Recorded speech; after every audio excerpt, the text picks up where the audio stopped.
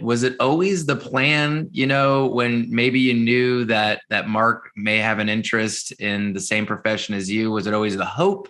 What were your thought process as he was getting older of whether or not he'd come into the business or not? It was a hope, but I had 3 other boys that I hoped, and they went into law. How bad is that? So, 3 strikes. Right? So we decided to have another kid, and maybe we would get lucky this time.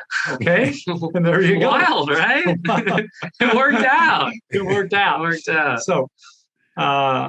So anyway, that's it kind of worked out, And Mark actually, when he was 7, he wrote in on a paper in school.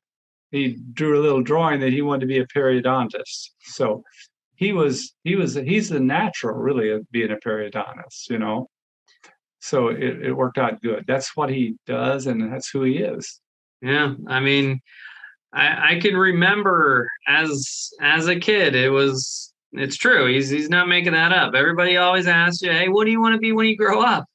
Well, I was the weird kid that was like, yeah, I want to be a dentist and a periodontist. And they were like, a what? I want to be like my dad. They said, no way. No, don't do that. Yeah. Give it up. Give it up.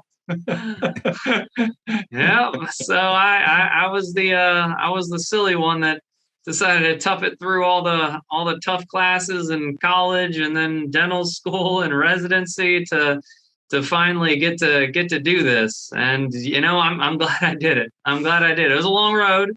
It was a very long road, but now that I'm in it, basically went in head first here, and it's fantastic. I wouldn't do anything else.